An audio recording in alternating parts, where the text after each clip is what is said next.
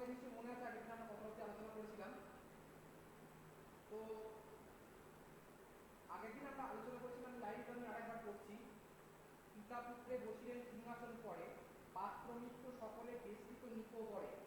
ঠিক আছে, নক্ষত্র বেষ্টিত যেন পূর্ণ শতধর, সেই মতো শোভিত হইল রঘুবর।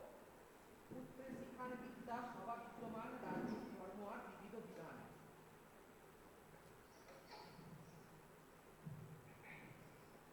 আচ্ছা, তোমরা কিন্তু নিজেদের ওকে সরি তোমরা নিজেদের মাইক্রোফোনগুলোকে অবশ্যই অফ করো। আগে অফ করো, তারপরে আমি কথা বলবো। স্টপ ইউর মাইক্রোফোন রাইট নাও।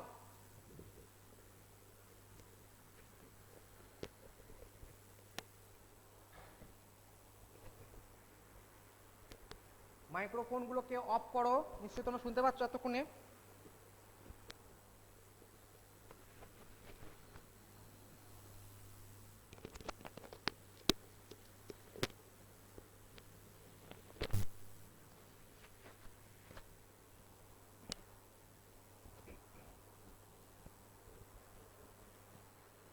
তো আমরা তোমাদের আগের দিনকে যেটা আলোচনা করেছিলাম সেই মতো শোভিত হইল রঘুবর। ঠিক আছে, মাইক্রোফোনটাকে অফ করো।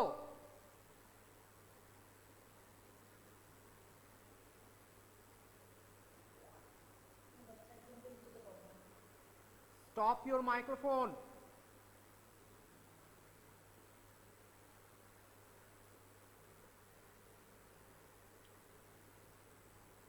ওকে, তো পুত্রে শিখান বিদ্যা সভা বিদ্যমান, রাজনীতি ধর্ম আর বিবিধ বিধান। প্রথমা রানীর তুমি প্রথম নন্দন, ভূপতি হইয়া করো প্রজার পালন। এই এতটা অবধি আমরা আগের দিনকে আলোচনা করেছিলাম, আশা করছি।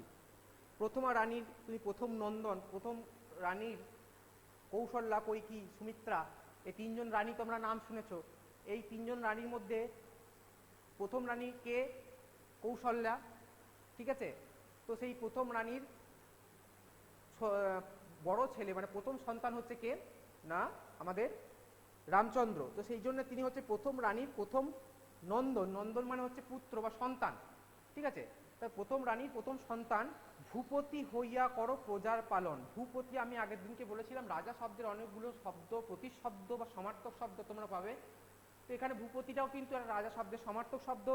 ভূপতি মানে হচ্ছে, ভূ মানে হচ্ছে পৃথিবী বা এই ধরিত্রী, যাই বলো, এই পৃথিবীর পতি বা পালক, যিনি পালন করেন বা রক্ষা করেন বা তাকে ঠিকঠাক রাখেন, সেই ভূপতি। ঠিক আছে, আর তোমাদের কোনো প্রশ্ন থাকলে তোমরা টাইপ করে সেটা করবে। ঠিক আছে, ওকে। প্রথমা রানীর তুমি প্রথম নন্দন, ভূপতি হইয়া করো প্রজার পালন। তারপরে কি বলছে? লোকের রঞ্জন তুমি করিও যতনে। এখানে রঞ্জন মানে হয় কিন্তু মনোরঞ্জন বা আনন্দ দান। ঠিক আছে, তাদেরকে যথেষ্ট পরিমাণে ঠিকঠাক আনন্দ দান করা। বা এখানে দিয়েছে দেখো তোমাদের রঞ্জন শব্দের অর্থ তোমাদের এখানে দেয়নি। তা লোকের রঞ্জন তুমি করিহ যতনে। করিহ শব্দটার অর্থ হচ্ছে করো। ঠিক আছে, লোকের কি বলছে না, লোকের রঞ্জন তুমি করিহ যতনে। যতনে শব্দটা কিন্তু যত্ন থেকে এসেছে, তাই এটা হবে, আমি দেখো দেখাচ্ছি।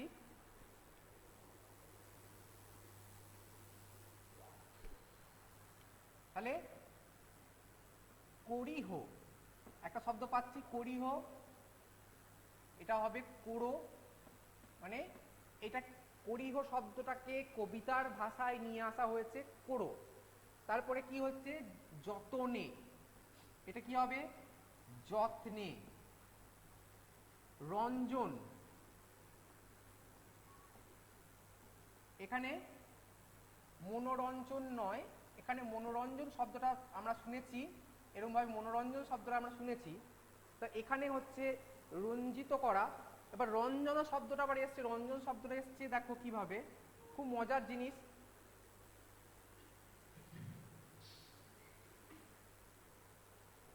রঞ্জন শব্দটা এসছে রং করা থেকে, রং শব্দ থেকে এসেছে, মানে রঞ্জিত করা আমরা শব্দটা পেয়েছি। রঞ্জিত করা, তোমরা এইগুলো শব্দের সাথে পরিচিত হয়েছো। রঞ্জিত করা, এই রঞ্জিত করা মানে হচ্ছে রং করে দেওয়া, ঠিক আছে, রং করা। তাহলে এখানে মনোরঞ্জন শব্দটা যখন আমরা ব্যবহার করি তখন মনকে রঞ্জিত করা। ধরো আমি একটা খুব ভালো জিনিস তোমাদের বললাম, ভালো গল্প বললাম, তাহলে আমি তোমাদের কি করলাম, মনোরঞ্জন করলাম, তোমাদের মনটাকে রঞ্জিত করলাম। কিসের রঞ্জিত করলাম? আনন্দের দ্বারা রঞ্জিত করলাম, বা একটা স্পেসিফিক কোনো ভালো লাগার দ্বারা রঞ্জিত করলাম। ঠিক সেই রকমই এখানে রঞ্জন শব্দের অর্থ কিন্তু হচ্ছে ঠিক সেরকম মনকে রাঙিয়ে দেওয়া, ঠিক আছে। তো এইখানে তিনি কি বলছেন, রামচন্দ্রকে তিনি কি শেখাচ্ছেন, তোমাদের প্রশ্ন তাহলে তোমরা বলো, ঠিক আছে, ওকে। তো রঞ্জিত শব্দটার দ্বারা এখানে কি বোঝানো হচ্ছে, যে রামচন্দ্র যেন প্রত্যেকটা প্রজার, তার রাজ্যের প্রত্যেকটা প্রজার মনকে ওইভাবেই রাঙিয়ে দিতে পারে, ভালোবাসায় ভালো লাগায় তাকে যেন ভরিয়ে দিতে পারে, সেই জন্য রঞ্জন শব্দটা দেওয়া হচ্ছে, ঠিক আছে। তাহলে কি বলা হচ্ছে, লোকের রঞ্জন, লোক বলতে প্রজাকে বোঝানো হচ্ছে। হ্যাঁ, good morning all of you. তোমাদের প্রশ্ন থাকলে দেখো, দেখতে পাচ্ছ নিশ্চয়ই রঞ্জন শব্দটা নিয়ে আমরা আলোচনা করছি। তো রঞ্জন শব্দটা থেকে এসছে রঞ্জিত করা বা রং করা থেকে, আমি আরেকবার বলছি, সেটা হচ্ছে মনোরঞ্জন শব্দটা আমরা এরকম ব্যবহার করি। ঠিক সেরকমই এখানে বলা হচ্ছে লোকের রঞ্জন। লোকের রঞ্জন মানে, লোক মানে হচ্ছে প্রজা, রাজা তার প্রজাদেরকে রঞ্জিত করবে। কিসের দ্বারা করবে? তার গুণের দ্বারা, তার ভালো লাগার দ্বারা, ভালোবাসার দ্বারা তাকে রঞ্জিত করবে, ঠিক আছে। হ্যাঁ, গুড মর্নিং সবাই, গুড মর্নিং। একটা যদি গুড মর্নিং সবাই বলতে থাকো তাহলে তো হয়েই গেল। ক্লাসটা ছোট, তোমাদের প্রশ্ন থাকলে, বুঝতে পারলে, অসুবিধা হলে কিছু বলো, ঠিক আছে। তারপরে দেখো, লোকের রঞ্জন তুমি করিহ যতনে, তাহলে এখানে বোঝা গেল। তারপরে তোমার মহিমা যেন সর্বত্র বাখানে, আমি এটা মুছে দিচ্ছি।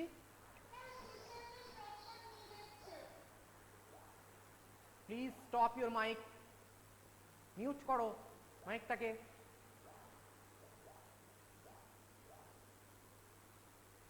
আদারওয়াইজ আমি কিন্তু মাইকে কেটে দেবো, ডিসকানেক্ট করে দেবো একদম।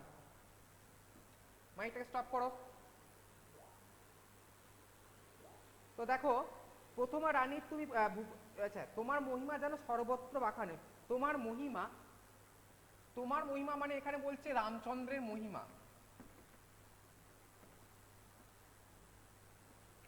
রামচন্দ্র, তোমার বলতে এখানে রামচন্দ্র, রামচন্দ্রের মহিমা, ঠিক আছে। এই মহিমা শব্দটার অর্থ দ্বারা কি তোমরা কি বোঝাচ্ছ না, কারু মহান ভাব। মহিমা শব্দটা হচ্ছে কারু মহান ভাবটাকে সর্বত্র প্রচারিত করা। বাখানে শব্দটা এখানে দেওয়া হয়েছে, দেখো, যেটা তোমরা আগে পাওনি। তো এখানে ব্যাখ্যা করা,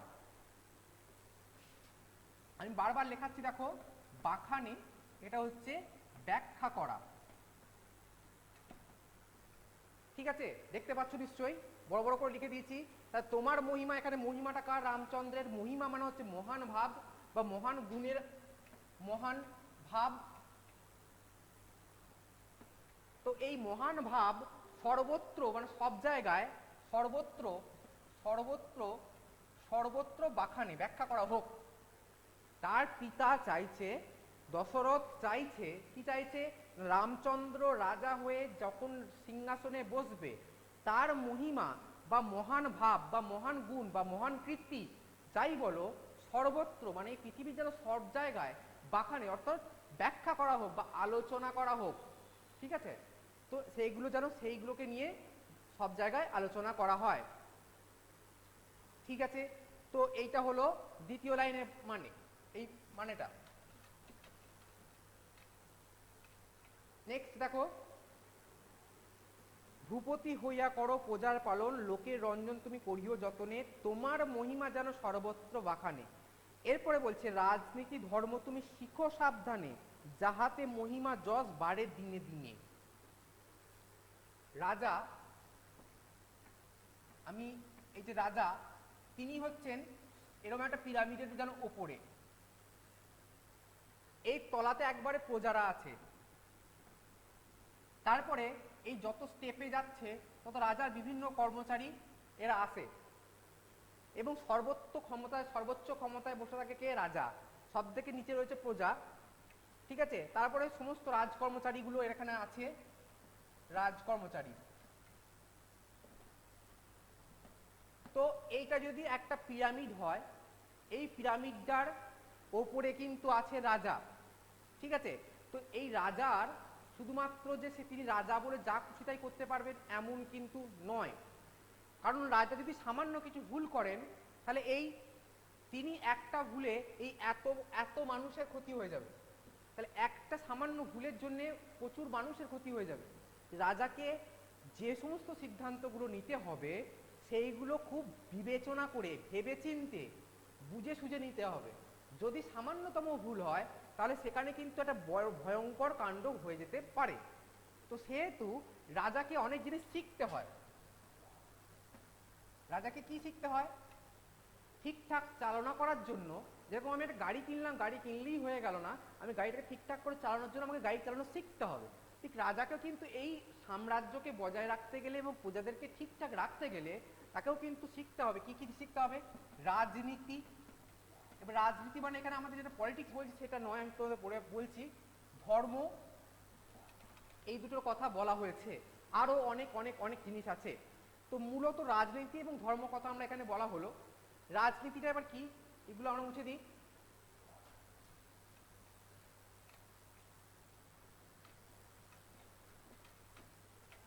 রাজনীতি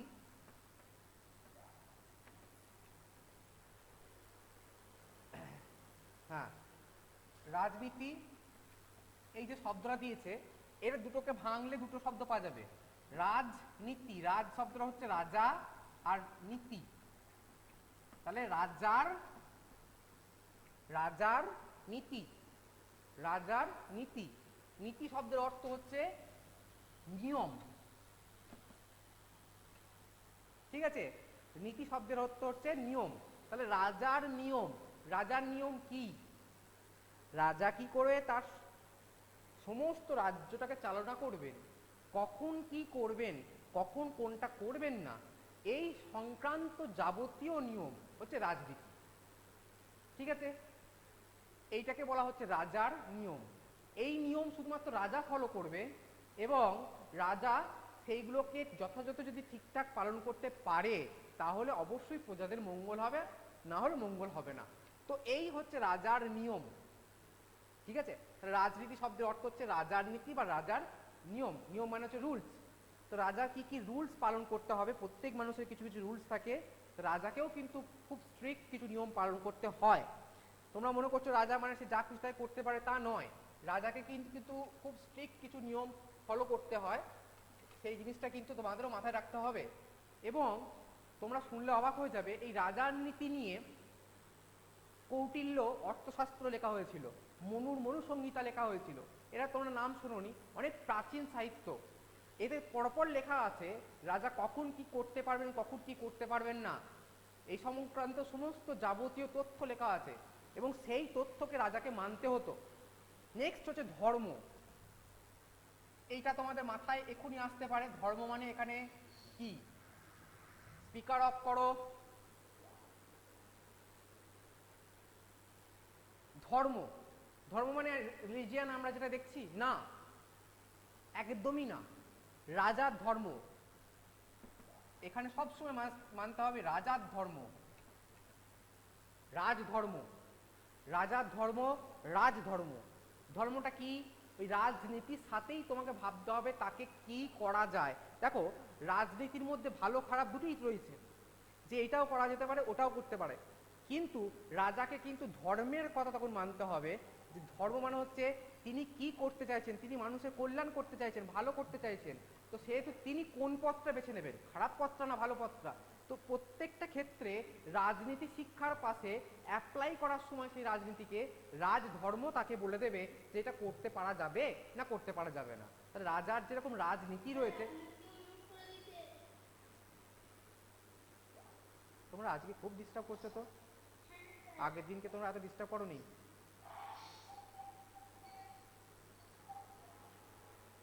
মিউট দ্য কল।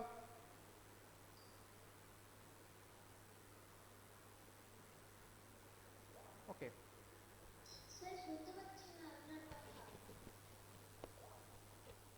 হ্যালো, শুনতে পাচ্ছ? সপ্তরা ইয়েস বলেছে তো।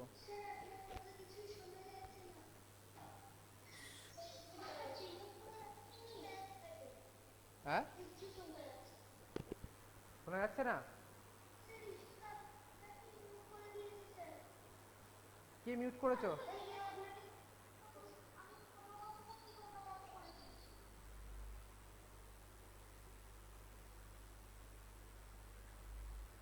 শোনা যাচ্ছে? শোনা যাচ্ছে?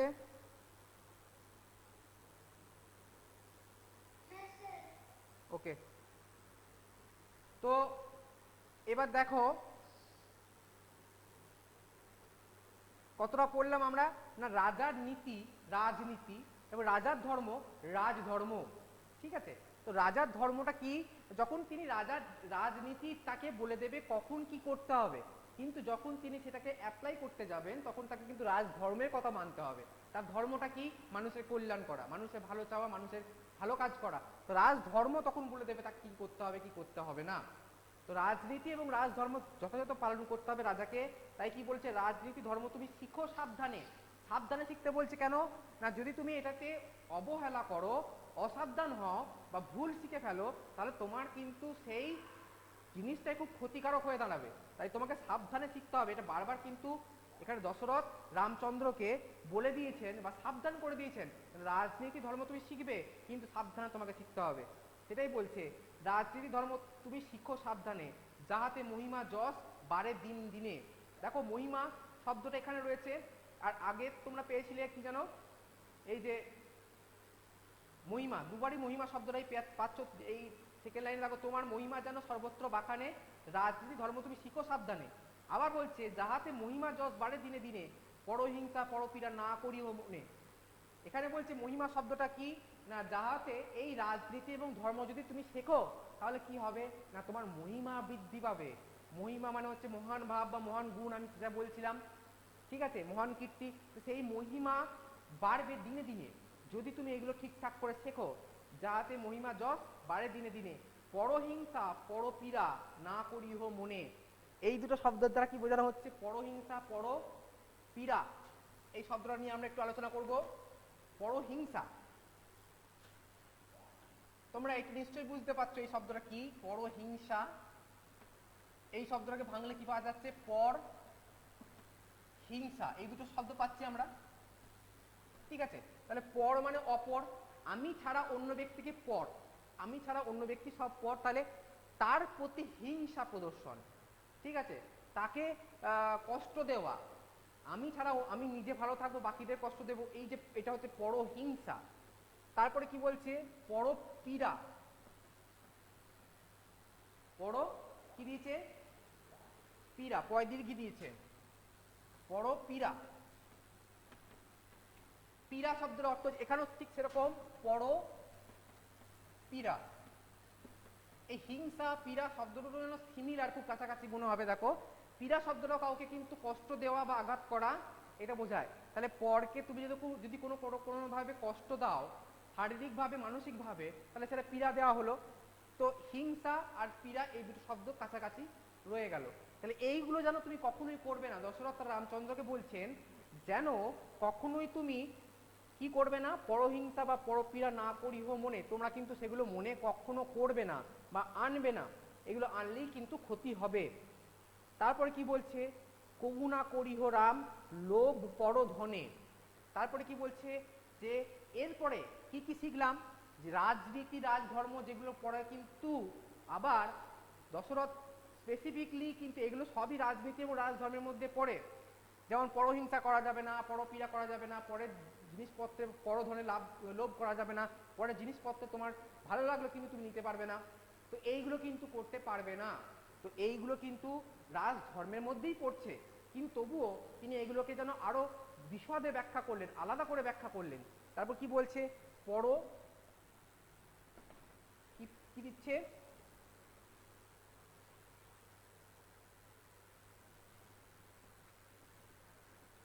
তাহলে কি কি করা যাবে না, পরহিংসা পরপীড়া পরধনে লোভ, ঠিক আছে, এই করা যাবে না এগুলো, ঠিক আছে, হ্যাঁ সমস্যা নেই।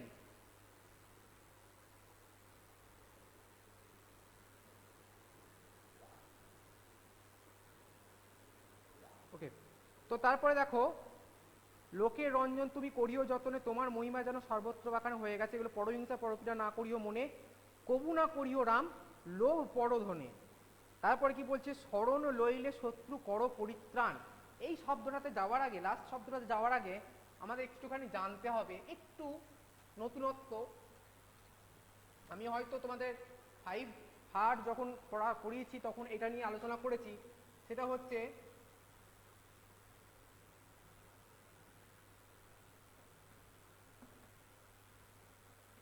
রি, রি শব্দটা তোমরা ভুলেই গেছো, রিপু,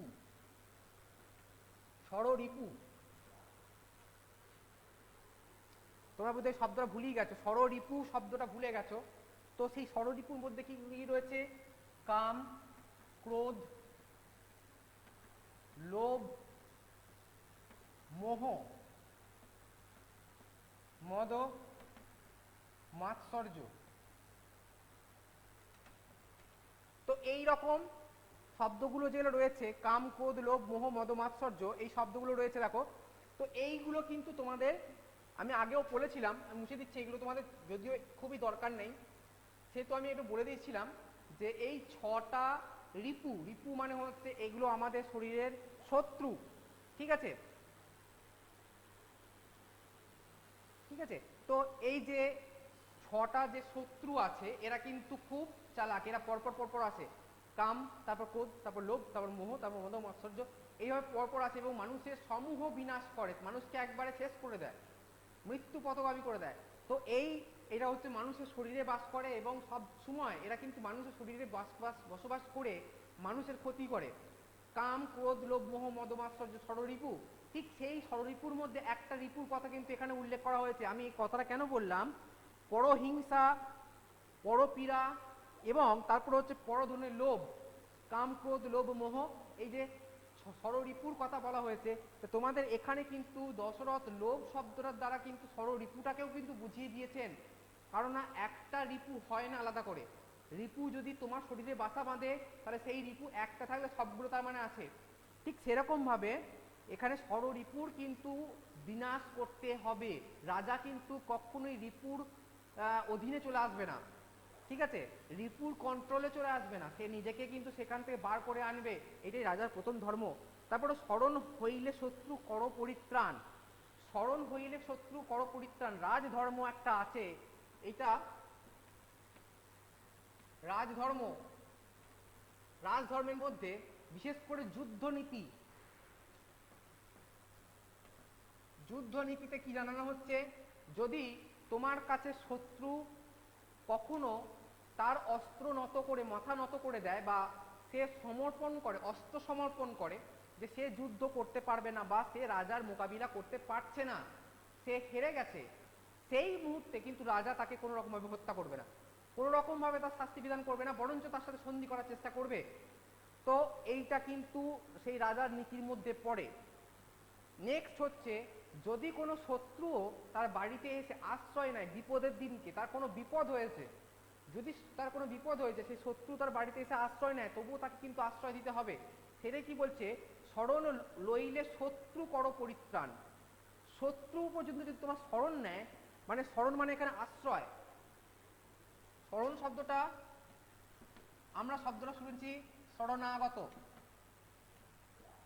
মানে স্মরণে যে এসেছে, আগত, আগত মানে হচ্ছে আসা, স্মরণে যে এসেছে। তো স্মরণ লইলে মানে, স্মরণ মানে হচ্ছে আশ্রয়, আশ্রয়ে, স্মরণ লইলে তার আশ্রয় কেউ যদি আসে তাহলে কি কি করবে না, স্মরণ লইলে শত্রু করো পরিত্রাণ, পরিত্রাণ মানে ত্রাণ শব্দের অর্থ হচ্ছে রক্ষা করা, তো পরিত্রাণ এখানে সেই রক্ষা করার অর্থই বলা হচ্ছে, পরিত্রাণ করবে, ঠিক আছে, পরিত্রাণ, স্মরণ লইলে শত্রু করো পরিত্রাণ, শত্রুকে তুমি পরিত্রাণ করো বা রক্ষা করো, অপরাধ বিনা করো না লইহ প্রাণ, অপরাধ বিনা কারো, সরি, অপরাধ বিনা কারোর না লইব প্রাণ। এরপরে রাজার সব থেকে বড় ধর্ম হচ্ছে, যদি সে কোনো রকম অপরাধীকে বিচার করার, অবশ্যই তিনি বিচার করবেন, এবং বিচার করার পর যদি দেখেন যে না অপরাধী 100 বারও দেখা হোক তারপরেও যেন যদি দেখা যায় তার মধ্যে যে অপরাধ বোধ নেই বা অপরাধ নেই, তখনও তাকে কিন্তু কোনো রকমভাবে শাস্তি বিধান করা যাবে না বা তার প্রাণ নেওয়া যাবে না।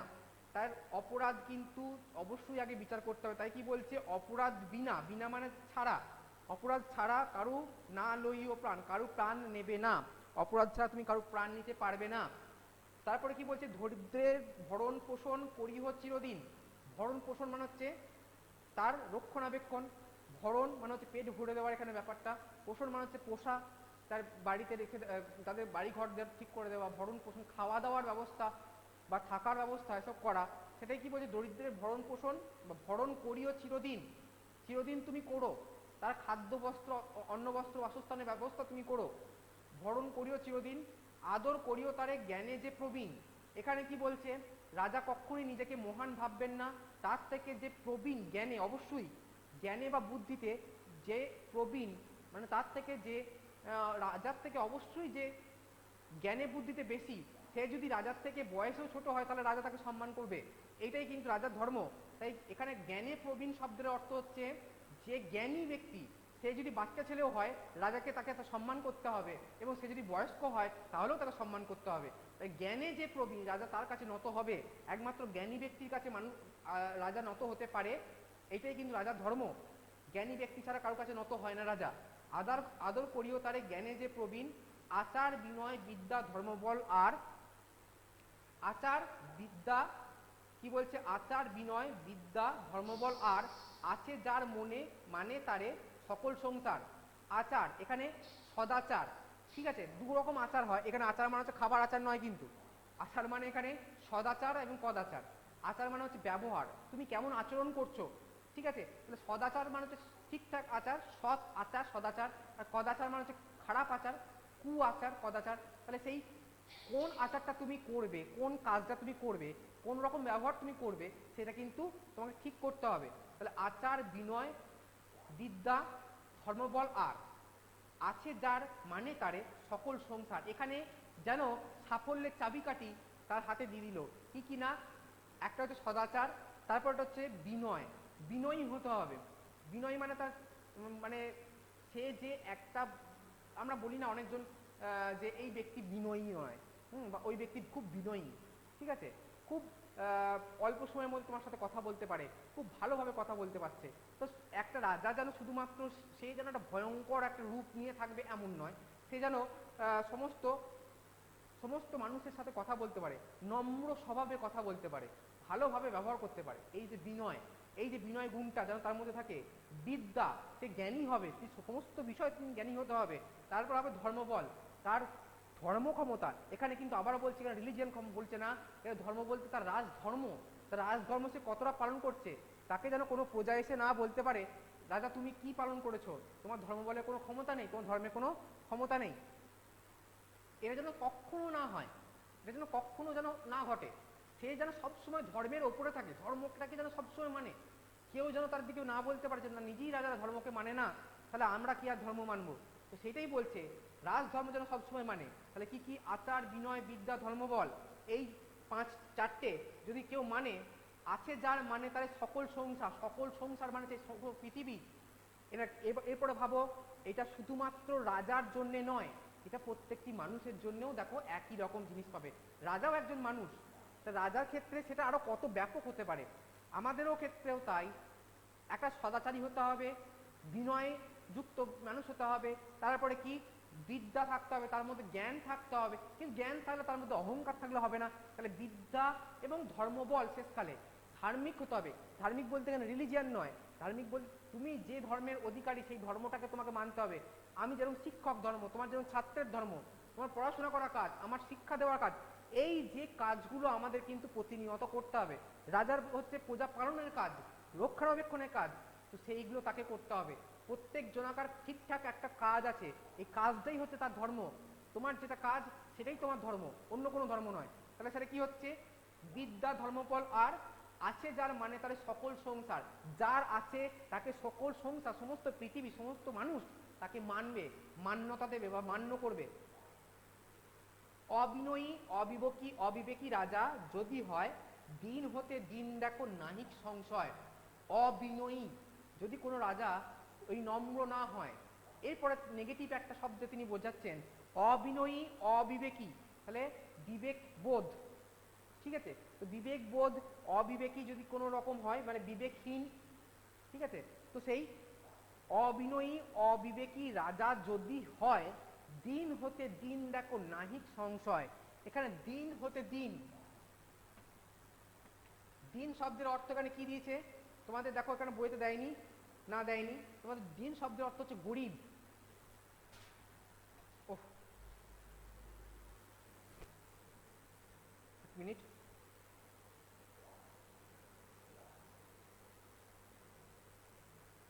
তো দিন শব্দ আমরা এখানে আলোচনা করবো, এক মিনিট তারাও। দিন শব্দের আগে আমরা আলোচনা করছি যে দিন হতে দিন, অ্যাকচুয়ালি রাজা কখনোই কিন্তু গরিব নয়, তার সম্পদ আছে প্রচুর, সে কিন্তু প্রচুর সম্পত্তিশালী। তাহলে এখানে দিন হতে দিন কি করে বলছে আমাদের একটু বুঝতে হবে। দিন বলতে কিন্তু এখানে মানুষ মানে একটা মনুষ্যত্বের গুণকে বলা হচ্ছে, এখানে সম্পদের গুণকে বলা হচ্ছে না, যে সম্পদের দিক থেকে রাজার কত সম্পদ আছে সে এখানে গরিব হয়ে গেল তা নয়, রাজা মানুষ হিসাবে একজন গরিব মানুষের থেকেও গরিব হয়ে গেল, এটাই হচ্ছে মূল কথা। ঠিক আছে, আশা করছি আজকে আমাদের সমস্তটাই হয়ে গেছে, তোমরা বুঝতে পেরেছো। ঠিক আছে, এর পরের দিনকে আমরা পরবর্তী প্রশ্ন উত্তর নিয়ে আলোচনা করব। ঠিক আছে, ভালো থেকো, সুস্থ থেকো, আর মন দিয়ে পড়াশোনা করো।